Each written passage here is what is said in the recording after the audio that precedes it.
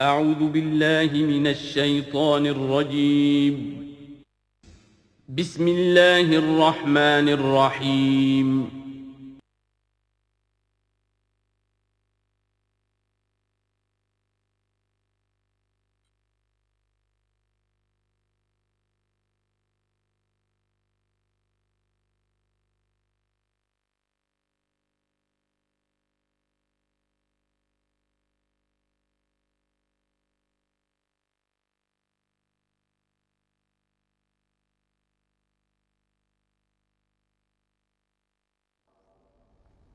الحمد للہ وکفا والصلاة والسلام علی عباده الذین اصطفى، خصوصاً علی افضلہم وخاتم النبیین محمد الامین وعلی آلہ وصحبہ اجمعین. اما بعد فقد قال اللہ تبارک وتعالی کما ورد فی سورة الزخرف: اعوذ باللہ من الشیطان الرجیم، بسم اللہ الرحمن الرحیم. حامیم والکتاب المبین انا جعلناہ قرآنا عربیا لعلکم تعقلون وانہ فی الکتاب لدینا لعلی حکیم. وقال تبارک وتعالی کما ورد فی سورة الواقعہ: فلا اقسم بمواقع النجوم وانہ لقسم لو تعلمون عظیم انہ لقرآن کریم فی کتاب مکنون لا یمسہ الا المطہرون تنزیل من رب العالمین. وقال عز وجل کما ورد فی آخر سورة الفجر: بل هو قرآن مجید فی لوح محفوظ. صدق اللہ العظیم. رب اشرح لی صدری ویسر لی امری واحلل عقدۃ من لسانی یفقہوا قولی. اللہم ربنا الہمنا رشدنا واعذنا من شرور انفسنا. اللہم ارنا الحق حقا وارزقنا اتباعہ وارنا الباطل باطلا وارزقنا اجتنابہ. اللہم ارحمنا بالقرآن العظیم واجعلہ لنا اماما ونورا وہدی ورحمہ. اللہم ذکرنا منہ ما نسینا وعلمنا منہ ما جہلنا وارزقنا تلاوتہ آناء اللیل وآناء النہار واجعلہ لنا حجتا یا رب العالمین آمین. تعارف قرآن کے ضمن میں سب سے پہلی بات جو سمجھنے کی ہے وہ یہ کہ قرآن مجید کے بارے میں ہمارا اجمالی عقیدہ کیا ہے. یہ 3 جملوں پر مشتمل ہو سکتا ہے. ہمارے نزدیک قرآن اللہ کا کلام ہے جو محمد الرسول اللہ صلی اللہ علیہ وسلم پر نازل ہوا. اور تیسرے یہ کہ یہ مکمل محفوظ شکل میں موجود ہے بنوعاً، اس میں نہ کوئی تحریف ہوئی ہے نہ کوئی تبدیلی ہوئی ہے. یہ کم سے کم 3 اجزاء ہیں ہمارے عقیدے کے قرآن مجید کے بارے میں. لیکن اب اس کی کچھ علمی توضیحات. سب سے پہلے یہ کہ کلام ہونا، اس کا اللہ کا کلام ہونا، اس لیے کہ آپ کے علم میں ہے کہ تورات جو حضرت موسیٰ علیہ السلام کو دی گئی تھی وہ لکھی ہوئی شکل میں پتھر کی تختیوں پر لکھی ہوئی صورت میں دی گئی تھی، اور قرآن مجید کی تنزیل جو محمد رسول اللہ صلی اللہ علیہ وسلم پر ہوئی ہے وہ ایک مختلف صورت میں ہوئی ہے. اس کو قرآن مجید خود اللہ کا کلام قرار دیتا ہے. چنانچہ سورہ توبہ کی آیت ہے، آیت نمبر 6: وَإِنْ أَحَدٌ مِّنَ الْمُشْرِكِينَ اسْتَجَارَكَ فَأَجِرْهُ حَتَّى يَسْمَعَ كَلَامَ اللَّهِ ثُمَّ أَبْلِغْهُ مَأْمَنَهُ. جب ہجرت کے 9ویں سال آخری وارننگ دی گئی تھی مشرکین عرب کو کہ اب صرف تمہیں چند مہینے کی مہلت دی جا رہی ہے، اس دوران میں آخری فیصلہ کر لو اسلام قبول کرنا ہے یا نہیں، اس لیے کہ اس کے بعد مشرکین عرب کے لیے کوئی رعایت نہیں ہوگی، جو لوگ اسلام قبول نہیں کریں گے انہیں تہہ تیغ کر دیا جائے گا۔ فَإِذَا انسَلَخَ الْأَشْهُرُ الْحُرُمُ فَاقْتُلُوا الْمُشْرِكِينَ حَيْثُ وَجَدتُّمُوهُمْ، جب یہ مہلت ختم ہو جائے تو ان مشرکین کا قتل عام کرو۔ اس کی وضاحت پھر جب سورہ توبہ ہم پڑھیں گے تو اس وقت ہوگی، اس وقت یقیناً ذہن میں کچھ اشکالات آئیں گے، لیکن اس وقت اس ضمن میں تفصیلی بحث کا موقع نہیں۔ اب اس میں ایک استثناء رکھا گیا کہ ایک مشرک ہے، وہ چاہتا ہے کہ اتنا بڑا چیلنج جو ہمیں دے دیا گیا تو ہمیں موقع دیا جائے کہ ہم آئیں، آپ کے پاس بیٹھیں، کچھ دن رہیں، اللہ کا کلام سنیں، آپ کیا بات منوانا چاہتے ہیں، اس کے لیے کیا دلائل ہیں، اس کو اچھی طرح سمجھیں، اس کا ہمیں موقع ہونا چاہیے۔ اس کے لیے یہ آیت نازل ہوئی کہ وَإِنْ أَحَدٌ مِّنَ الْمُشْرِكِينَ اسْتَجَارَكَ، اے نبی اگر ان مشرکین میں سے کوئی شخص آپ سے پناہ طلب کرے فَأَجِرْهُ، اسے پناہ دیجئے، حَتَّى يَسْمَعَ كَلَامَ اللَّهِ، یہاں تک کہ وہ اللہ کا کلام سن لے، ثُمَّ أَبْلِغْهُ مَأْمَنًا، پھر یہ بھی نہیں کہ اسی وقت اسے کہا جائے کہ تم مانتے ہو یا نہیں مانتے، نہیں، پھر اسے اس کے امن کے مقام پر پہنچا دو۔ یہ جو آیت ہے اس میں لفظ کلیئر آ گیا کہ قرآن مجید اللہ کا کلام ہے، لیکن اب اسی تل کے اوٹ میں پہاڑ والا مسئلہ ہے، ٹپ آف آئس برگ، اس کے نیچے وہ کتنا بڑا تودا ہوتا ہے۔ کلام جو ہے اللہ تعالیٰ کی صفت ہے، اور یہ بڑا مسئلہ گہرا ہے، اور علم کلام کا ایک بڑا پیچیدہ مسئلہ ہے کہ ذات باری تعالیٰ اور اس کی صفات کے مابین کیا ربط و تعلق ہے۔ آیا صفات ذات کا جز ہیں، جزو لا ینفک ہیں، حصہ ہے، یا کچھ زائد بر ذات ہے، جس کو علامہ اقبال نے ایک جگہ کہا ہے صفات ذات حق، حق سے جدا یا عین ذات۔ یہ ہمارے علم کلام کا ایک بڑا پیچیدہ مسئلہ ہے، لیکن یہ کہ اس میں متکلمین کا جو تقریباً اجماعی فیصلہ ہے وہ دو لفظوں میں آتا، لا عین ولا غیر۔ اللہ کی صفات نہ تو اس کی ذات کا عین ہے نہ اس کی ذات سے غیر ہے، بہت پیچیدہ شکل ہے، اور یہ بھی اس وقت کا میرا موضوع نہیں ہے، میں صرف کسی اور موضوع کے لیے صرف حوالے دے رہا ہوں۔ بہرحال قرآن مجید کا جو تعلق ہے ذات باری تعالیٰ کے ساتھ، وہ اس مسئلے سے بخوبی واضح ہو جاتا ہے کہ چونکہ یہ اللہ تعالیٰ کی صفت ہے، اور صفت کو ہم یہ نہیں کہہ سکتے کہ وہ ذات باری تعالیٰ سے جدا ہے، یہ بھی نہیں کہہ سکتے کہ اس کی ذات کا جزو لا ینفک ہے، کچھ اسی طرح کا تعلق ہے قرآن مجید کا ذات باری تعالیٰ کے ساتھ۔ لیکن یہ مسئلہ قرآن مجید میں خود بیان ہوا،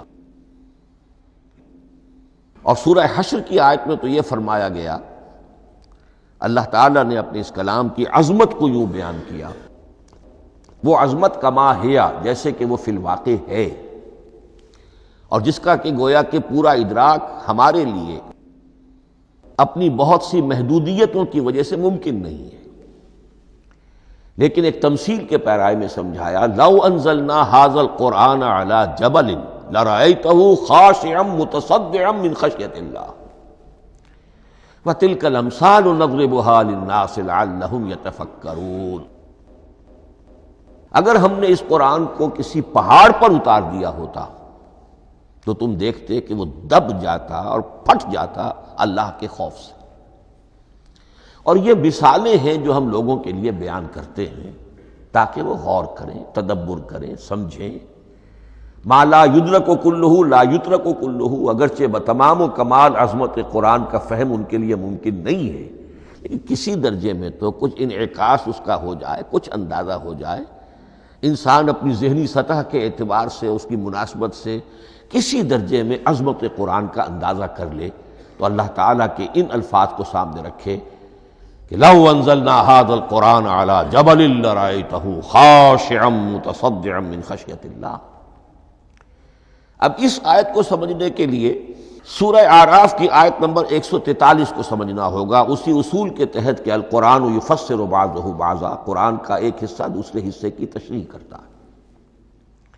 وہاں یہ واقعہ بیان ہوا ہے کہ حضرت موسیٰ علیہ السلام کو جب اللہ تعالیٰ نے کوہ طور پر طلب فرمایا 30 راتوں کے لیے، جس میں بعد میں 10 کا اضافہ کر کے وہ ایک 40 رات کا ایک کورس بنا، دن رات، اس موقع پر جو مخاطبہ الہی، مکالمہ الہی سے مشرف ہوئے حضرت موسیٰ علیہ السلام، تو ان کی آتش شوق بھڑکی اور انہوں نے بڑی جرأت کر کے یہ درخواست کر دی، رب ارنی انظر الیک، پروردگار مجھے اپنا دیدار بھی عطا فرما، مجھے موقع عنایت فرما، میں تجھے دیکھ سکوں۔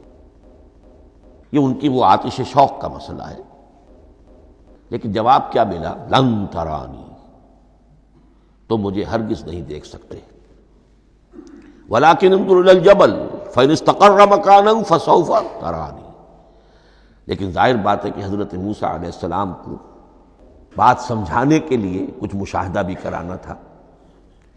فرمایا تم مجھے نہیں دیکھ سکتے، البتہ اس سامنے کے پہاڑ پر نگاہ جماؤ، ہم اس پر اپنی ایک تجلی ڈالیں گے۔ یہ اگلی الفاظ کے اندر وضاحت ہے، میں یہاں پہلے سے بیان کر رہا ہوں سمجھانے کے لیے۔ اگر وہ پہاڑ ہماری اس تجلی کو، تجلی کسے کہتے ہیں؟ جلا، روشنی، تو اللہ تعالیٰ کی طرف سے وہ خاص اس کے نور کا جب پرتو ہوتا ہے کسی شے پر تو وہ اس کی تجلی ہے۔ ہم اپنی ایک تجلی اس پہاڑ پر ڈالیں گے، اگر وہ اس کو جھیل جائے، اپنی جگہ کھڑا رہ جائے، تو تم سمجھنا کہ شاید تم بھی ہمیں دیکھ سکو۔ فلما تجلی ربہ للجبل، اب یہاں وہ لفظ آ گیا، جب اللہ نے تجلی اپنی پہاڑ پر ڈالی، جعلہ دکا وخر موسیٰ صعقا، وہ پہاڑ ریزہ ریزہ ہو گیا اور حضرت موسیٰ بے ہوش ہو کر گر گئے۔ اب یہ بے ہوش ہو کر گر جانا، جبکہ وہ تجلی براہ راست بھی نہیں ہے، بالواسطہ ہے۔ مشاہدہ جو کر رہے حضرت موسیٰ وہ بالواسطہ ہے، تجلی پہاڑ پر ہے، لیکن یہ کہ اس کا بھی بالواسطہ اس کا جو ہوا ہے، اس کی جو تاثیر ہوئی حضرت موسیٰ علیہ السلام پر کہ وہ اس کی تاب نہ لا سکے اور بے ہوش ہو کر گر گئے۔ یہاں سے یہ بات سمجھ میں آتی ہے کہ یہ تجلی ذات باری تعالیٰ تھی جس نے کوہ طور کو جلا کر بھسم کر دیا، یا ٹکڑے ٹکڑے کر دیا، ریزہ ریزہ کر دیا۔ اب ذات الہی کے ساتھ جو تعلق ہے کلام الہی کا، اور یہ صفت جو لا عین ولا غیر کے درجے میں ہے ذات کے ساتھ، تو وہی تاثیر اس کلام الہی کی بھی ہے۔ لو انزلنا هذا القرآن على جبل لرأيته خاشعا متصدعا من خشية الله وتلك الامثال نضربها للناس لعلهم يتفكرون۔ اس حقیقت کو اس دور میں میں اپنے مطالعے کی محدودیت کا اعتراف کرتے ہوئے عرض کر رہا ہوں کہ میرے نزدیک جس قدر پرشکوہ انداز میں علامہ اقبال نے بیان کیا ہے، اسی کیفیت کو وہ شاید اس کی کوئی مثال نہ مل سکے۔ فاش گویم آنچ در دل مزمرست، یہ کتابیں نیست چیزیں دیگرست، میں صاف ہی کہہ دیتا ہوں جو میرے دل میں چھپی ہوئی بات ہے۔ فاش گویم آنچ در دل مزمرست، یہ کتابیں نیست، اس قرآن کو کتاب نہ سمجھنا، یہ کچھ اور شے ہے، چیزیں دیگر است۔ اب وہ چیزیں دیگر کیا ہے؟ وہی جو میں نے عرض کیا، ذات باری تعالیٰ اور کلام کا صفت باری تعالیٰ ہونا، اس کے بنا پر جو مناسبت ہے، جو قرب ہے، جو مشابہت ہے۔ مثل حق پنہاؤ ہم پیداستو، زندہ و پائندہ و گویاستو۔ اس کلام میں اللہ تعالیٰ کی ساری صفات کا انعکاس موجود ہے۔ یہ بات ویسے بھی سمجھ میں آتی ہے، کوئی شخص ذرا گفتگو کرے، چند جملے جب وہ ادا کرے گا اپنی زبان سے، تو معلوم ہو جائے گا کہ اس کے فہم کا، اس کی دانش کا، اس کے مطالعے کا حدود اربع کیا ہے اور اس کے ذہن کی سطح کیا، سمجھ میں آ جائے گی بات۔ اس لیے کہ کلام جو ہے وہ متکلم کی پوری شخصیت کی عکاسی کر رہا ہوتا. تانت بازی راگ پایا، چند جملے کسی نے کہا، پتہ چل گیا کہ یہ کس سطح کے آدمی ہیں، علمی اعتبار سے، معلوماتی اعتبار سے، تہذیبی اعتبار سے، کلچرڈ ہیں یا نہیں ہیں. یہ ساری باتیں چند جملوں میں واضح ہو جائیں گی. تو اللہ تعالیٰ کی بھی جملہ صفات کا عکس اس قرآن میں موجود ہے. ان میں سے جن چند چیزوں کا ذکر علامہ نے شعر میں کیا، وہ جو سورہ حدید کی آیت ہے، هو الاول والآخر والظاہر والباطن. اللہ الظاہر بھی ہے، الباطن بھی ہے. اتنا ظاہر کہ اس سے زیادہ ظاہر کوئی شے نہیں، اور اتنا باطن کہ اس سے زیادہ چھپی ہوئی کوئی شے نہیں. اسی لیے حضور سے جو منقول ہیں الفاظ کہ پروردگار انت الظاہر فلیس فوقک شیء وانت الباطن فلیس دونک شیء. یہی کیفیت قرآن کی ہے. مثل حق پنہاں و ہم پیداستو، پنہاں بھی ہے ظاہر بھی ہے، جیسے ذات باری تعالی. اور جیسے اللہ تعالیٰ کی شان ہے جو آیت الکرسی کے شروع میں آئی، الحی القیوم. مثل حق پنہاں و ہم پیداستو، زندہ و پائندہ و گویاستو.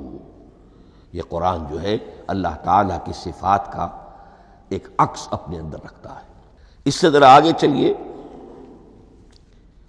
کلام کے بارے میں اب کلام الہی ظاہر بات ہے کہ صفت ہے، اور صفت قدیم ہے. اللہ کی صفات حادث نہیں ہے. اللہ کی ذات بھی قدیم ہمیشہ سے ہے، اور اس کی صفات بھی قدیم ہمیشہ سے. اور یہ جو کلام الہی ہے، ظاہر بات ہے کہ یہ جو ہماری زبان کے حروف و اصوات ہیں، کلام الہی تو ان سے منزہ ہے، مبرہ ہے، ماورا ہے، اعلیٰ ہے، عرفہ ہے. ہماری زبانوں کے حروف و اصوات، الفابیٹس جگہ جگہ تبدیل ہو جائیں گے. انگریزی کے کچھ اور ہیں، اردو کے کچھ اور ہیں، عربی کے کچھ اور ہیں. کلام الہی ان تمام سے آگاہ، عرفہ، منزہ اور مبرہ ہے. یہ کلام الہی جب بھی نازل ہوا ہے، ظاہر بات ہے حضرت موسیٰ پر اگر کتاب اتاری گئی وہ بھی علم الہی سے آئی، لیکن وہ عبرانی زبان میں آئی. حضرت عیسیٰ علیہ السلام پر انجیل اتاری گئی، ہم یقین سے نہیں کہہ سکتے، دو میں سے کسی ایک زبان میں اتاری گئی ہوگی، یا عبرانی ہوگی، اس لیے کہ شام کے جس علاقے میں، فلسطین کے جس علاقے میں ان کی پیدائش ہوئی اور جہاں وہ دعوت و تبلیغ کے لیے گھومتے رہے، اس کے عوام کی زبان تھی آرامی، اور خواص کی زبان تھی عبرانی، ہیبریو. تو یا تو وہ بھی تورات کی طرح عبرانی ہی میں نازل ہوئی تھی، یا آرامی میں ہوگی. لیکن اب کوئی نسخہ نہ ہیبریو کا، کوئی قدیم نسخہ دنیا میں موجود ہے، نہ آرامی کا. جو سب سے پرانا نسخہ ملتا ہے انجیل کا، وہ اس کا ترجمہ ہے، لیٹن زبان کا ترجمہ ہے یا گریک ترجمہ ہے، اصل کوئی نہیں. بہرحال جب وہ کلام الہی محمد الرسول اللہ پر نازل ہوا، اب اس نے حروف و اصوات کا وہ جامہ پہنا کہ جو عربی زبان کے ہیں. یہی وجہ دیکھیے، میں نے جو آیت سورہ حامیم، یہ جو سلسلہ سور ہے اس میں سے سورہ زخرف کی آیت جو میں نے آپ کو سنائی، حامیم والکتاب المبین انا جعلناہ قرآنا عربیا لعلکم تعقلون. ہم نے بنا دیا ہے اپنے اس کلام کو قرآن عربی، اس کو عربی حروف و اصوات کا جامہ ہم نے پہنا دیا ہے. انا جعلناہ قرآنا عربیا لعلکم تعقلون، کہ چونکہ مخاطب اول جو قوم تھی امیین، ان کی زبان عربی تھی، لعلکم تعقلون، تاکہ تم اس کو سمجھ سکو. اب اس سے آگے چلیے. اصل قرآن مجید کے 3 مقامات سے معلوم ہوتا ہے. اصل قرآن اللہ کے پاس ہے. یہ قرآن جو ہمارے پاس ہے مصحف عثمان رضی اللہ تعالی عنہ، یہ اس قرآن کی مصدقہ نقل ہے.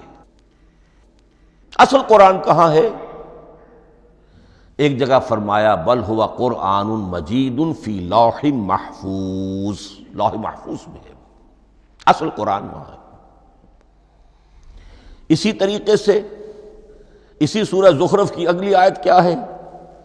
ہم نے اسے عربی قرآن بنا کر اتارا، لیکن اصل قرآن کیا ہے؟ وَإِنَّهُ فِي أُمِّ الْكِتَابِ لَدَيْنَا لَعَلِيٌّ حَكِيمٌ، حقیقت میں تو یہ ام الکتاب میں ہے جو ہمارے پاس ہے، اور علی ہے بہت بلند، حکیم بڑی حکمت والا، یا محکم مضبوط۔ حکیم کے دونوں معنی ہیں۔ استحکام بھی اسی ہے کاف اور میم کے مادے سے بنا ہے، کسی شے کا پختہ ہو جانا، مضبوط ہو جانا، اور عقل کی پختگی وہ حکمت ہے، وہ دانائی ہے۔ اس اعتبار سے نوٹ کیجئے اصل قرآن کہاں ہے؟ لوح محفوظ میں۔ اصل قرآن کہاں ہے؟ ام الکتاب میں۔ اسی کو کہا گیا ہے ایک اور مقام پر فی صحف مکرمۃ مرفوعۃ مطہرۃ بأیدی سفرۃ کرام بررہ۔ یہ قرآن، اصل قرآن تو بڑے صحیفوں میں، ان صحیفوں میں ہے، ان صفحات میں ہے، ان اوراق میں ہے، جس کی شان کیا ہے؟ مکرمۃ، جن کی انتہائی تعظیم کی جاتی ہے، مطہرۃ، نہایت پاک صحیفے، فی صحف مکرمۃ مرفوعۃ، بلند و بالا، مطہرۃ بِأَیْدِی سَفَرَةٍ کِرَامٍ بَرَرَةٍ، ان فرشتوں کے ہاتھ میں جو بہت باعزت، بہت اونچے درجے کے، ان کے ہاتھوں میں ہے۔ وہ لوگ ہیں کہ جن کی تحویل میں ہے یہ کلام پاک، فی صحف مکرمۃ مرفوعۃ مطہرۃ بِأَیْدِی سَفَرَةٍ کِرَامٍ بَرَرَةٍ۔ اب اسی کو بیان کیا ہے سورہ واقعہ میں، فلا اقسم بمواقع النجوم، تو نہیں، میں قسم کھاتا ہوں ستاروں کے ڈوبنے کی جگہ کی۔ وَإِنَّهُ لَوْ تَعْلَمُونَ لَقَسَمٌ عَظِيمٌ، وَإِنَّهُ لَقَسَمٌ لَوْ تَعْلَمُونَ عَظِيمٌ، اور اگر تم جان سکتے تو یہ بہت بڑی قسم ہے جو ہم نے کھائی ہے، بہت بڑی گواہی ہے جو ہم نے پیش کی ہے۔ اب تدریجاً اس کا انکشاف ہو رہا ہے۔ یہ آج جو تصور ہے بلیک ہولز کا، اس سے کچھ اندازہ ہوتا ہے یہ ستارے کہاں ڈوب جاتے ہیں۔ بڑے بڑے ستارے نسیم منسیہ ہو جاتے ہیں، ستارے نہیں، پوری گیلیکسیز اس میں گم ہو جاتے ہیں۔ وہ مقبرے ہیں بڑی بڑی گیلیکسیز کے۔ فلا اقسم بمواقع النجوم وانه لقسم لو تعلمون عظیم انه لقرآن کریم، یہ قرآن ہے بہت باعزت، فی کتاب مکنون، اور یہ اس کتاب میں جو چھپی ہوئی ہے۔ یہ لؤلؤ مکنون کا لفظ آتا ہے قرآن مجید میں، جیسے موتی ہوتے ہیں انہیں چھپا کر رکھا جاتا ہے ڈبیوں میں، مخملی ڈبیوں کے اندر موتیوں کو، اسی طریقے سے فی کتاب مکنون، لا یمسہ الا المطہرون، وہ صحیفے بھی بہت مطہرہ تھے اور ان کو چھو نہیں سکتے مگر وہی جو انتہائی پاک ہیں، ملائکہ مقربین، جن کے قریب سے بھی ہو کر معصیت یا گناہ کا کوئی تصور تک نہیں گزر سکتا، وہ ہیں جو اس کو چھوتے ہیں، ان کے ہاتھوں میں ہے، ان کی تحویل میں ہے۔ یہ ہے وہ چیزیں کہ جس سے اندازہ ہوا کہ اصل قرآن کہاں ہے۔ یہ جو ہمارے پاس ہے در حقیقت یہ نقل مطابق اصل ہے، مصدقہ نقل ہے۔ اب اس میں آپ سے عرض کر دوں کہ ایک بہت خوبصورت بات ہمیں جو ملتی ہے، تورات میں جو استثناء، جو صفر استثناء ہے، ڈیوٹرانومی، اس کے 18ویں باب میں 18ویں اور 19ویں آیات جو ہیں اس میں ذکر موجود ہے، میں ان کے لیے انہی کے بھائیوں میں سے تیری مانند ایک نبی برپا کروں گا۔ اللہ تعالیٰ کلام فرما رہے ہیں یہاں حضرت موسیٰ علیہ السلام سے، آج بھی موجود ہے، اولڈ ٹیسٹمنٹ، ڈیوٹرانومی، یا کتاب استثناء سفر استثناء اس کا 18واں باب اس کی 18ویں اور 19ویں آیات، جب چاہیں جا کر دیکھ لیں۔ میں ان کے لیے ان کے بھائیوں ہی میں سے تیری مانند ایک رسول اٹھاؤں گا، میں ان کے لیے انہی کے بھائیوں میں سے تیری مانند ایک نبی برپا کروں گا اور اپنا کلام اس کے منہ میں ڈالوں گا، اور جو کچھ میں اس سے کہوں گا وہی وہ ان سے کہے گا۔ یہ ہے جو پیشین گوئی ہے محمد الرسول اللہ صلی اللہ علیہ وسلم کی۔ اور یہاں وہ فرق واضح کر دیا گیا، اے موسیٰ تم سے تو یا تو ہم نے کلام کیا ہے یا تمہیں جو کتاب دی ہے وہ لکھی ہوئی دی ہے، لیکن جو نبی تیری ہی مانند میں برپا کروں گا۔ اب اس میں بھی نوٹ کرنے کی بات ہے کہ حضرت موسیٰ کے مشابہ نبی اکرم صلی اللہ علیہ وسلم کے سوا کوئی نبی نہیں۔ صاحب کتاب وہ بھی تھے، صاحب کتاب محمد بھی ہیں، صاحب امت وہ بھی تھے، اور صاحب امت محمد رسول اللہ ہے تیری مانند۔ صاحب شریعت، حضرت عیسیٰ صاحب شریعت نہیں تھے، شریعت موسوی ہی کو نافذ کرنے کے لیے آئے تھے۔ ان کی حیثیت دین موسوی کے مجدد کی تھی، ویسے نبی تھے، اللہ کے فضل و کرم سے نبی تھے، اس میں کوئی شک نہیں، رسول تھے، لیکن یہ کہ ان کے کام کی نوعیت کیا تھی، اس لیے کہ کوئی نئی شریعت لے کر نہیں آئے۔ اب بھی انجیل میں الفاظ موجود ہیں، don't think I have come to destroy law, the Mosaic law جسے یہ کہتے ہیں، شریعت موسوی، وہ تم پر نافذ رہے گی، تم اس کی پابندی کرو گے، چونکہ صاحب شریعت رسول یا موسیٰ یا محمد صلی اللہ علیہ وسلم علیہ الصلوۃ والسلام۔ تو میں ان کے بھائیوں میں سے، اب بھائی کون ہوں گے؟ ظاہر بات ہے بنی اسرائیل، ان کے کزنز کون ہیں؟ بنی اسماعیل۔ بنی اسرائیلی تو جو بھی نبی ہے وہ انہی میں سے ہے، ان کے بھائیوں میں سے، تو بھائی تو ہوگا، ان کا کزن ہوگا، اب وہ کون ہے؟ بنی اسماعیل۔ تو ان کے بھائیوں میں سے گویا کہ غیر اسرائیلی جو ان کے قریب ترین قرابت دار ہوں گے وہ بنو اسماعیل ہیں۔ تیرے مانند صاحب شریعت نبی میں برپا کروں گا، لیکن اس پر جو میرا کلام اترے گا وہ کس شکل میں اترے گا؟ میں اپنا کلام اس کے منہ میں ڈالوں گا، اور پھر وہ جو کچھ کہے گا وہ وہی کہے گا جو میں نے کہا ہے۔ اب اس کے حوالے سے ایک بہت اہم بات سمجھ لیجئے، اور قرآن مجید کے 2 اہم مقامات کی وضاحت اس سے ہو جائے گی۔ یہ کلام اللہ، قرآن مجید میں اس کو قول جبرائیل بھی کہا گیا ہے۔ کلام اللہ حضرت جبرائیل کے ذریعے سے جب ادا ہوا ہے تو قول جبرائیل ہے، اور پھر جب وہ محمد الرسول اللہ کی زبانی ادا ہوا تو قول رسول ہے، قول محمد ہے صلی اللہ علیہ وسلم۔ یہ قول اللہ بھی ہے، قول جبرائیل بھی ہے، اور قول محمد بھی ہے بیک وقت۔ یہ بات دیکھیے سورۃ تکویر، اذا الشمس کورت، انہ لقول رسول کریم ذی قوت عند ذی العرش مکین مطاع ثم امین وما صاحبکم بمجنون۔ یہ یہاں پر حضرت جبرائیل کا ذکر ہو رہا ہے۔ وما ہوا بقول شیطان الرجیم، محمد تک اس قرآن کو لانے والا تو وہ بلند پائے کا فرشتہ ہے، یہ کوئی شیطان رجیم نہیں ہے، اس لیے کہ مکے والوں نے کہہ دیا تھا ہو سکتا ہے کوئی بدروح آئی ہو محمد پر، اور اس بدروح نے کوئی الٹی سیدھی بات سکھا دی ہو، نہیں۔ انہ لقول رسول کریم، یہاں رسول کریم کون ہے؟ حضرت جبرائیل۔ انہ لقول رسول کریم ذی قوت عند ذی العرش مکین، بڑی قوت والا اور جس کا بڑا اونچا مقام اور مرتبہ ہے عرش والے کے قریب۔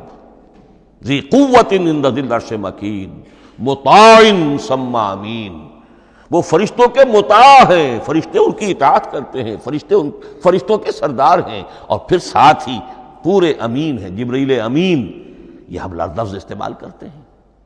اور اس کے بعد آگے جا کے فرمایا وما ہوا بقول شیطان الرجیم، یہ کسی شیطان رجیم کا قول نہیں ہے۔ اب یہاں اس سورہ تکویر میں قرآن کو قول جبرائیل قرار دیا گیا، لیکن سورۃ الحاقہ میں چلیے اس کے آخر میں آتا ہے انہ لقول رسول کریم وما ہوا بقول شاعر قلیلا ما تؤمنون ولا بقول کاہن قلیلا ما تذکرون تنزیل من رب العالمین۔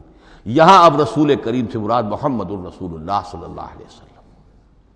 یہ کسی شاعر کا قول نہیں ہے، کسی کاہن کا قول نہیں ہے، یعنی جس کے زبانی یہ قرآن لوگوں کے سامنے آ رہا ہے۔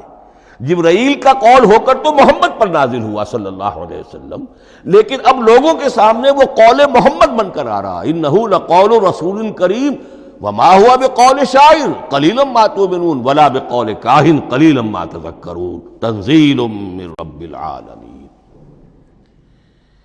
تو قرآن مجید کلام اللہ ہے، پھر وہ قول جبرائیل بنا جب جبرائیل نے آ کر محمد کو سنایا، اور پھر وہ قول محمد بنا جب محمد کی زبان مبارک سے لوگوں نے اسے سنا، اہل عرب نے سنا، اور پھر وہ بات پھیلتی چلی گئی۔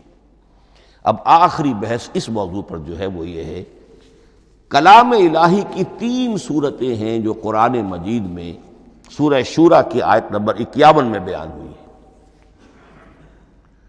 وما كان لبشر ان يكلمه اللہ، کسی بشر، کسی انسان کی یہ حیثیت نہیں ہے، مقام نہیں ہے کہ اللہ اس سے کلام کرے۔ یہ نہیں کہا کہ اللہ کے لیے ممکن نہیں ہے، نہیں، اللہ کے لیے تو ہر شے ممکن ہے، لیکن کسی بشر کا یہ مقام نہیں ہے کہ اللہ اس سے کلام کرے۔ مخلوق ہے، بشر ہے۔ ما کان لبشر ان یکلمہ اللہ الا اب 3 شکلیں آئیں، الا وحیا او من وراء حجاب او یرسل رسولا فیوحی باذنہ ما یشاء انہ علی حکیم۔ 3 صورتیں ہیں کلام الہی کی۔ یا تو براہ راست اللہ وحی کرتا ہے بغیر کسی فرشتے کی درمیان میں ذریعہ بنائے ہوئے، اسی کا نام الہام ہے، اسی کا نام تحدیث ہے۔ یہ غیر نبی کے ساتھ بھی ہوتا ہے۔ حضور نے فرمایا ہر نبی کی امت میں محدث ہوتے تھے جن سے اللہ کلام کرتا تھا، اور میری امت کا محدث عمر ہے رضی اللہ تعالی عنہ۔ محدث، محدث نہیں، محدث کے معنی ہے علم حدیث کا ماہر۔ امام بخاری محدث ہیں، امام مسلم محدث ہیں۔ محدث تحدیث سے مفعول بنا، جس سے بات کی جاتی ہے، محدث۔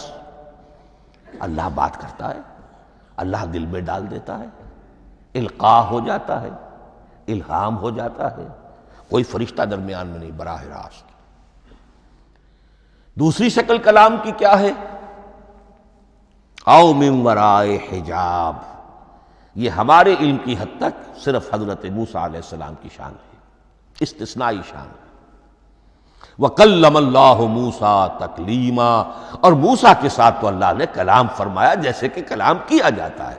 فرق کیا تھا؟ من وراء حجاب، پردہ تھا، دیکھ نہیں سکتے تھے، تبھی تو ان کی وہ آتشی شوق بھڑکی تھی۔ کیا قیامت ہے کہ چلمن سے لگے بیٹھے ہیں، صاف چھپتے بھی نہیں، سامنے آتے بھی نہیں، کلام بھی فرما رہے ہیں، لیکن یہ کہ بات مجھے دیدار عطا کرنے کے لیے تیار نہیں، رب ارنی انظر الیک۔ لیکن یہ جو کلام ہے ہمارے علم کی حد تک براہ راست اس دنیا میں حضور سے ہوا ہے معراج کی شب، لیکن وہ 7ویں آسمان پر ہوا۔ اس دنیا میں ہمارے علم کی حد تک یہ کلام براہ راست من ورائے حجاب صرف حضرت موسیٰ علیہ السلام کی استثنائی شان ہے۔ اور تیسرا ہے او یرسل رسولا فیوحی باذنہ ما یشاء، یا تیسری صورت یہ کہ اللہ کسی پیغامبر کو بھیجتا ہے جو وحی کرتا ہے جو اللہ چاہتا ہے۔ یہ تیسری شکل ہے وحی کی۔ قرآن مجید اس تیسری شکل میں نازل ہوا ہے محمد الرسول اللہ صلی اللہ علیہ وسلم پر۔ حضور کو جو الہام ہو جاتے تھے، جو حضور کو القاء ہو جاتا تھا، جو آپ کے دل میں براہ راست اللہ کی طرف سے وحی آتی تھی، وہ قرآن میں شامل نہیں ہے۔ اگرچہ حضور کے خواب بھی سچے تھے، وہ بھی اللہ کی طرف سے ہوتے تھے، شیطان کی آمیزش نہیں ہو سکتی تھی، لیکن یہ بھی قرآن میں شامل نہیں ہے۔ قرآن میں شامل ہے تیسری قسم کی وحی، او یرسل رسولا، پھر ہم بھیجتے ہیں ایک پیغامبر کو فرشتوں میں سے، اللہ یستفی من الملائکۃ رسلا ومن الناس، اللہ چن لیتا ہے فرشتوں میں سے بھی اپنا پیغامبر اور انسانوں میں سے بھی۔ تو فرشتے کے ذریعے سے ایک فرشتہ جو اللہ سے لیتا ہے اور انسان رسول انسان تک پہنچا دیتا ہے۔ اب وہ رسول انسان، رسول بشر جو ہے وہ اپنے ہم نوع ہم جنس لوگوں کو پہنچاتا ہے۔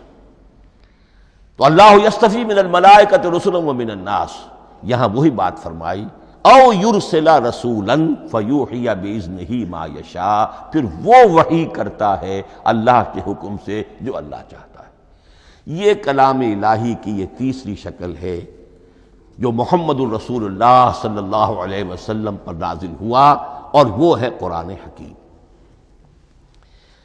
اب ایک اور بحث جو علمی ہے وہ یہ ہے کہ حضور پر جو اس کا نزول ہوا اس کی کیفیات کیا تھی۔ دو الفاظ استعمال ہوتے ہیں، انزال بھی اور تنزیل بھی۔ ان دونوں میں فرق کیا ہے اس کو نوٹ کر لینا چاہیے۔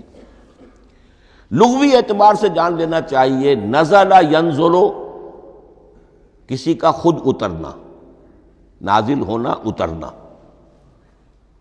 انزل ینزل دفعتاً اتار دینا، کسی اور نے کسی شے کو دفعتاً نیچے اتار دیا۔ یہی مفہوم نزلہ کے ساتھ بے لگ جائے تو آ جاتا ہے، با کے ساتھ نزلہ بہی، یہ اتارنے کے مفہوم میں آئے گا۔ لفظی ترجمہ یہ بھی کر سکتے وہ اترا اس شے کے ساتھ۔ نزلہ بہ الروح الامین، اس کو لے کر نازل ہوا خود روح الامین فرشتہ، علی قلبک، اے محمد صلی اللہ علیہ وسلم آپ کے قلب مبارک پر۔ تو نزلہ بے اور انزال اس کے معنی ایک ہی ہے، لیکن اگلا لفظ ہے تنزیل، نزل ینزل تنزیلا، اس کے معنی ہے رفتہ رفتہ، تدریجاً، نجمن نجمن، تھوڑا تھوڑا کر کے، وقفے وقفے سے اتارنا۔ جیسے عربی میں اعلام کہیں گے کسی کو کچھ بتا دینا، باخبر کر دینا، مطلع کر دینا، بھائی مطلع کر دیا میں نے، اب تم جانو تمہارا کام، یہ اعلام کہلائے گا۔ تعلیم کسے کہتے ہیں؟ سکھانا، درجہ بدرجہ، دیکھنا اس کی استعداد کیا ہے، آج یہ کیا بات سمجھ سکتا ہے، میں اتنے ہی درجے تک سمجھاؤں، اب کل میں اسے مزید سمجھاؤں گا، پرسوں مزید سمجھاؤں گا۔ یہ درجہ بدرجہ کسی شے کو سمجھانا، یہ تعلیم ہے۔ تو انزل ینزل انزالا، یہ ہے اتار دینا دفعتاً، اور نزل ینزل تنزیلا، یہ ہے تدریجاً اتارنا۔ اب قرآن مجید کے لیے یہ دونوں الفاظ مستعمل ہیں، لیلۃ القدر اور لیلۃ المبارکہ۔ اب یہ دو بھی نوٹ کر لیجئے، قرآن مجید میں چونکہ اہم مضامین کم سے کم دو جگہ پر ضرور آتے ہیں۔ انا انزلناہ فی لیلۃ القدر، یہاں انزلنا ہے، نزلنا نہیں ہے، انزلنا ہے، ہم نے اتارا اس کو لیلۃ القدر میں۔ اور باقی صورت تو آپ کو یاد ہوگی، وما ادراک ما لیلۃ القدر، لیلۃ القدر خیر من الف شہر، تنزل الملائکۃ والروح فیہا باذن ربہم من کل امر، سلام ہی حتی مطلع الفجر۔ لیکن یہ اہم مضمون قرآن مجید میں دوسری جگہ بھی ہے، سورہ دخان کے شروع میں فرمایا حامیم والکتاب المبین انا انزلناہ فی لیلۃ مبارکۃ انا کنا منذرین فیہا یفرق کل امر حکیم امرا من عندنا انا کنا مرسلین رحمتا من ربک انہ هو السمیع العلیم۔ یہ لیلۃ المبارکہ ہے، ایک ہی ہے، لیلۃ القدر اور لیلۃ المبارکہ، ان دونوں کے لیے وہی انزلنا کا لفظ آیا۔ لیکن یہ کہ سابقہ کتابوں کے اعتبار سے قرآن مجید کا فرق واضح کیا گیا ہے۔ مثلا سورہ نساء کی آیت نمبر 136 بہت نمایاں ہے، بہت نمایاں ہے۔ وہاں فرمایا گیا یا ایھا الذین آمنوا آمنوا باللہ ورسولہ والکتاب الذی نزل علی رسولہ والکتاب الذی انزل من قبل۔ اے ایمان کے دعوے دارو، حقیقتاً ایمان لاؤ، ایسے ایمان لاؤ جیسے ایمان لانے کا حق ہے، اللہ پر بھی اور اس کے رسول پر بھی، اور اس کتاب پر بھی جو اللہ نے اپنے رسول پر نازل فرمائی، اور اس کتاب پر بھی جو اللہ نے پہلے نازل فرمائی۔ لیکن نازل کے لیے یہاں آیا حضور کے لیے والکتاب الذی نزل علی رسولہ، تنزیل کی شکل میں، اور تورات کے لیے والکتاب الذی انزل من قبل، وہ تو دفعۃ واحدا لکھی ہوئی تختیوں کی شکل میں حضرت موسیٰ علیہ السلام کو دے دی گئی تھی۔ تو یا ایھا الذین آمنوا آمنوا باللہ ورسولہ والکتاب الذی نزل علی رسولہ والکتاب الذی انزل من قبل۔ یہ جو تنزیل ہوئی ہے حضور پر، یعنی لیلۃ القدر میں جو رمضان مبارک میں ہے، پورا قرآن لوح محفوظ سے، کتاب مکنون سے، ام الکتاب سے نقل کر کے اتار دیا گیا سمائے دنیا تک۔ پہلا آسمان جسے ہم کہتے ہیں سمائے دنیا، وہ آسمان جو قریب ترین ہے دنیا کے، وہاں سے اب یہ درجہ بدرجہ تھوڑا تھوڑا، چند آیتیں، چند سورتیں، پھر آیتیں، پھر سورتیں، یہ نازل ہوا محمد الرسول اللہ صلی اللہ علیہ وسلم پر۔ گویا کہ پہلا مرحلہ انزال کا ہے، پورا قرآن لوح محفوظ یا کتاب مکنون یا ام الکتاب سے نقل کر کے اتار دیا گیا سمائے دنیا تک۔ یہ ہے انزل ینزل انزالا، انا انزلناہ فی لیلۃ القدر انا انزلناہ فی لیلۃ مبارکہ۔ لیکن محمد الرسول اللہ پر یہ نازل ہوا اب تھوڑا تھوڑا، نجمن نجمن، درجہ بدرجہ، تدریجاً۔ یہ ہے تنزیل۔ اس تنزیل کی حکمت قرآن مجید میں بیان ہوئی ہے، اور اس اعتبار سے کہ اہل عرب نے، اہل مکہ نے اعتراض کیا تھا کہ یہ پورا قرآن کیوں نہیں محمد ایک ہی مرتبہ پیش کر دیتے صلی اللہ علیہ وسلم۔ اس میں جو چیز مضمر تھی وہ یہ تھی کہ چونکہ یہ حقیقت میں اللہ کا کلام نہیں ہے، یہ محمد کا اپنا کلام ہے، تو کوئی شاعر دنیا میں ایسا نہیں ہے جو ایک دم اپنا پورا دیوان دے دے۔ وہ تو ساری عمر میں تھوڑا تھوڑا، آج غزل کہی، کل قصیدہ کہا، پرسوں کچھ اور کہا، پھر وہ جمع ہوتا ہے تو وہ دیوان بنتا ہے۔ اسی طریقے سے تو یہ کر رہے ہیں۔ اگر یہ اللہ کا کلام ہوتا تو بیک وقت آ جاتا۔ یہ تو ذرا محنت کرتے ہیں، کچھ اس کے اندر اس کو اپنی محنت سے کوشش کر کے کچھ موضوع کرتے ہیں، کلمات، الفاظ، اور اس طریقے سے رفتہ رفتہ لے کر آ رہے ہیں۔ اس لیے ان کا اعتراض نقل ہوا ہے۔ وقال الذین کفروا لولا نزل علیہ القرآن جملۃ واحدۃ، انہوں نے کیوں نہیں اترا یہ قرآن پورا کا پورا ایک ہی بار؟ یہ اعتراض تھا۔ اس اعتراض کے جو جوابات دیے گئے ہیں وہ نوٹ کیجئے کہ لوگوں کے حق میں یہ مفید ہے، یہ پورے قرآن کا تحمل ایک وقت میں کر نہیں سکتے۔ یہ پورا قرآن تو ایک ہی مرتبہ اگر پہاڑ پر بھی اتار دیا جاتا تو وہ پھٹ جاتا، دب جاتا۔ وَقُرْآنًا فَرَقْنَاهُ لِتَقْرَأَهُ عَلَى النَّاسِ عَلَى مُكْثٍ وَنَزَّلْنَاهُ تَنزِيلًا، سورہ بنی اسرائیل آیت 106۔ یہ وہ قرآن ہے جس نے ہم نے جس کو ٹکڑے ٹکڑے کر کے، فرق نہ ہو، فرق توڑ دینا، تھوڑا تھوڑا کر کے ہم نے کر دیا، لِتَقْرَأَهُ عَلَى النَّاسِ عَلَى مُكْثٍ، تاکہ آپ اسے پڑھ کر سنائے لوگوں کو وقفے وقفے سے، تاکہ وہ سہار سکیں، سنبھال سکیں، برداشت کر سکیں۔ وَنَزَّلْنَاهُ تَنزِيلًا، اسی وجہ سے ہم نے اسے نازل کیا ہے بطرز تنزیل، بطرز انزال نہیں، بطرز تنزیل۔ وَقُرْآنًا فَرَقْنَاهُ لِتَقْرَأَهُ عَلَى النَّاسِ عَلَى مُكْثٍ وَنَزَّلْنَاهُ تَنزِيلًا۔ ایک حکمت تو ہو گئی عوام کے لیے، ایک حکمت خود رسول کے لیے صلی اللہ علیہ وسلم۔ كَذَلِكَ لِنُثَبِّتَ بِهِ فُؤَادَكَ وَرَتَّلْنَاهُ تَرْتِيلًا۔ اب ذرا نوٹ کیجئے، قلب محمدی کے لیے بھی اس پورے کلام کا ایک دم سہار آسان کام نہیں تھا۔ یہ اس لیے، یہ اسی سورہ الفرقان کی جو آیت کا میں نے ایک حصہ آپ کو سنا دیا تھا، اسی کے اندر اس کا جواب آیا ہے، اسی آیت میں، آیت نمبر 32 ہے یہ سورہ فرقان کی۔ وقال الذین کفروا لولا نزل علیہ القرآن جملۃ واحدۃ، یہ اعتراض ہے۔ جواب کیا ہے؟ کذالک لنثبت بہ فؤادک، ہم نے یہ اس لیے کیا ہے نبی کہ اس کے ذریعے سے آپ کے دل کو ٹھہراؤ اور جماؤ عطا کرے، یہ ایک دم اس کا اتر جانا۔ انا سنلقی علیک قولا ثقیلا، بڑا بھاری بوجھ ہے، ناقابل برداشت ہے، تاکہ رفتہ رفتہ آپ کا دل، اس کے اندر تقویت بڑھتی چلی جائے، اس کے اندر اور اس کا تحمل جو ہے، اس کی صلاحیت بڑھتی چلی جائے۔ کذالک لنثبت بہ فؤادک ورتلناہ ترتیلا، اسی لیے ہم نے تھوڑا تھوڑا کر کے نازل کیا ہے۔ ولا یاتونک بمثل الا جئناک بالحق واحسن تفسیرا، ساتھ ہی فرمایا کہ یہ لوگ جو بھی اعتراض کریں گے ہم اس کا جواب بھی اور بہترین تعویل بھی آپ کو دے دیں گے۔ اب اگلی بحث یہ ہے، یہ قرآن کب اور کہاں نازل ہوا؟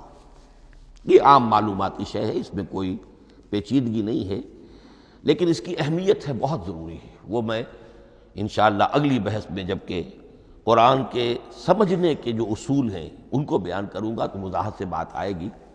یہ کہ یہ عام معلوماتی ایک ہمارے ذہن میں خاکہ رہنا چاہیے، زمان و مکان کا کیا رشتہ ہے قرآن کے ساتھ۔ قرآن نازل کب ہوا؟ ہمارا چونکہ عام طور پر جو معمول ہے، ہم تو جو کرسچین ایرا ہے اس کے حوالے سے ہمارے ذہن کے اندر سارا حساب کتاب ہے، تو سن 610 عیسوی سے لے کر 632 عیسوی تک شمسی حساب سے 22 سالوں میں قرآن نازل ہوا ہے۔ 571 حضور کی ولادت کا سال ہے، 571 عیسوی۔ 610 میں آپ 39 سال کے ہوئے، لیکن قمری حساب سے 40 کے ہو چکے۔ 610 میں قرآن کی تنزیل شروع ہوئی اور 632 میں آپ کا انتقال ہوا۔ 22 برس زمانی اعتبار سے نقشہ ذہن میں رکھیے، اور اسے ہم اگر دوسرے حساب سے کہیں گے تو عام الفیل، وہ جو ابرہہ آیا تھا بیت اللہ کو ڈھانے کے لیے، وہ سال عربوں میں بہت مشہور ہو گیا تھا، اور وہی سال حضور کی ولادت کا ہے، تو عام الفیل ہی میں حضور کی ولادت ہوئی، لہذا 40 عام الفیل میں قرآن مجید کا نزول شروع ہوا، اور 11 ہجری تک یہ 23 برس بنتے ہیں قمری حساب سے۔ ایک رائے یہ بھی ہے کہ قرآن کا نزول 20 برس میں ہوا ہے، اور اس میں وضاحت یہ ہے کہ پہلے 3 سال اللہ تعالی نے ایک فرشتے کو، حضرت اسرافیل علیہ السلام کو مامور کیا تھا حضور کی تعلیم پر۔ دنیاوی اعتبار سے حضور نے کوئی تعلیم حاصل نہیں کی، آپ امی تھے، آپ نے دنیاوی اعتبار سے کسی کے سامنے زانو تلمس طے نہیں کیا، کہیں کوئی تعلیم حاصل نہیں کی، کہیں کوئی تحصیل علم نہیں کی، لیکن اللہ تعالیٰ نے علمہ شدید القویٰ، اللہ تعالیٰ نے جو کچھ انہیں سکھایا ہے، جو علم انہیں عطا کیا ہے، تو ایک روایت یہ ہے کہ 3 برس تک، اور اس کے بعد پھر قرآن نازل ہونا شروع ہوا، تو 20 برس تک قرآن نازل ہوا۔ لیکن وہ لوگ بھی مانتے ہیں کہ سورہ علق کی آیتیں نازل ہو چکی تھی، پھر 3 برس کا وقفہ ہے۔ سورہ علق کی آیتیں کیا ہے؟ جو پہلی وحی ہے، اقرأ بسم ربک الذی خلق، خلق الانسان من علق، اقرأ وربک الاکرم الذی علم بالقلم، علم الانسان ما لم یعلم۔ گویا کہ بسم اللہ ہو رہی ہے محمد الرسول اللہ صلی اللہ علیہ وسلم کی تعلیم کی، اور جن گھرانوں میں یہ رواج ابھی تک چل رہا ہو، بسم اللہ بچوں کی کراتے ہیں، ایک تقریب کی شکل میں منعقد کرتے ہیں، ہمارے ہاں یہ رواج تھا، اب ہم چھوڑ چکے ہیں، کہ جو تقریب بھی حضور کی اور صحابہ کی زندگیوں سے ثابت نہ ہو، ہمیں کوشش کرنی چاہیے کہ ان تقریبات کا سلسلہ منقطع کریں۔ ما انا علیہ واصحابی، ہماری تقریبات جو ہیں وہ بس وہیں تک محدود رہنی چاہیے۔ بہرحال وہ جو ایک چلتی ہے روایت، 4 سال 4 مہینے 4 دن کا بچہ یا بچی ہو تو بسم اللہ یہی آیتیں پڑھی جاتی ہیں۔ پڑھ تو نہیں سکتا، انگلی رکھ کر پڑھانے والا کوئی عالم دین بیٹھ جاتا ہے سامنے، وہ نہا دھو کر بچہ یا بچی بیٹھی ہوئی ہے، اور اس کو اقرأ بسم ربک الذی خلق، خلق الانسان من علق، اقرأ وربک الاکرم الذی علم بالقلم، علم الانسان ما لم یعلم۔ اب اس میں تو سارا پڑھنے پر زور ہے، حصول علم پر زور ہے، کسی تبلیغ کا حکم ہی نہیں، ابھی رسالت کا کوئی تذکرہ کچھ بھی نہیں، اس میں تو قیامت کا بھی کوئی ذکر نہیں۔ اب اس کے بعد روایت یہ ہے کہ 3 برس تک پھر حضرت اسرافیل دن رات حضور کے ساتھ رہے ہیں اور آپ کی تعلیم ہوئی ہے، اور پھر 3 برس کے بعد پھر وحی کا سلسلہ شروع ہوا ہے، واللہ عالم۔ لیکن یہ کہ جب سورہ اقرا نازل ہو چکی ہے، اس کی 5 آیتیں، تو وہ 3 برس بھی اس کا وقفہ شمار ہوں گے، زمانہ نزول پھر وہی 23 برس رہے گا۔ اسی کے ساتھ میں نے عرض کیا تھا کہ دوسری بات یہ کہاں نازل ہوا قرآن۔ ایک لفظ میں تو یہ سمجھ لیجئے یہ حجاز میں نازل ہوا۔ حجاز جزیرہ نما عرب کا ایک خاص حصہ ہے، پہاڑی سلسلہ، یوں سمجھ لیجئے، اس کو ذہن میں رکھیے۔ جزیرہ نما عرب جو ہے وہ شمال سے جنوب کی طرف چوڑا ہوتا جاتا ہے، شمال میں شام اور عراق کی طرف جاتا ہے تو وہ تنگ ہے، پھر نیچے چوڑا ہو رہا ہے۔ اس کا جو مغربی ساحل ہے جس پر جدہ کی بندرگاہ بھی ہے، ینبو کی بھی ہے، اس کے کہیں وہ ایک میدان شروع ہوتا ہے ساحل سے، کہیں وہ بہت مختصر ہے، کہیں خاصا چوڑا ہے، اس کو کہتے ہیں تہامہ۔ پھر ایک پہاڑی سلسلہ ہے، اس کو کہتے ہیں حجاز۔ یہ پہاڑی سلسلہ جو ہے اس کے بعد جو ہے وہ نجد کہلاتا ہے، وہ سطح مرتفع ہے، پلیشو۔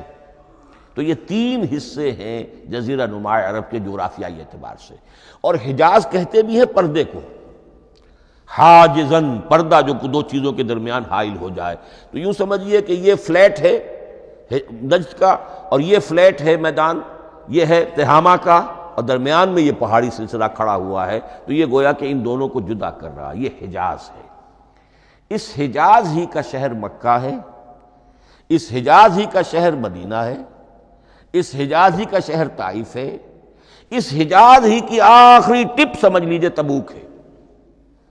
تو حضور صلی اللہ علیہ وسلم کی پوری زندگی آغاز وحی کے بعد سے لے کر وہ اسی علاقے کے اندر، پہلے آپ مکے میں تھے، قرآن مجید کی جو صورتیں اس دور میں نازل ہوئیں یا آیتیں نازل وہ مکیات کہلاتی ہیں۔ پھر آپ نے ہجرت کی، اور ہجرت کر کے جب آپ جا رہے تھے اس دوران میں بھی کچھ قرآن نازل ہوا اثناء ہجرت میں۔ پھر آپ مدینہ تشریف فرما ہوئے، اب وہ ہم کہتے ہیں مدنی قرآن، لیکن مدنی قرآن سارا مدینے میں نازل نہیں ہوا۔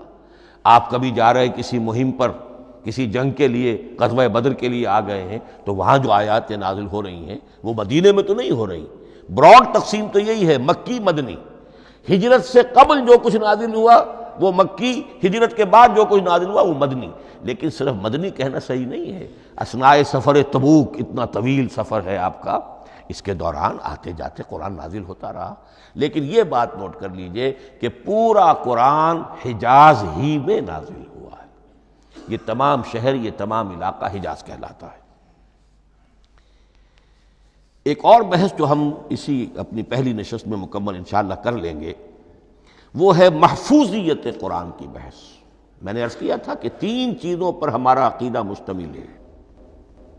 یہ اللہ کا کلام ہے، نمبر ایک، نازل ہوا محمد الرسول اللہ پر صلی اللہ علیہ وسلم، اسی لیے ہم نے کلام سے متعلق کچھ مباحث علمی گہرائی میں اتر کر وہ سمجھے، حضور پر اس کے نزول، انزال اور تنزیل کے مختلف مراحل کو سمجھا۔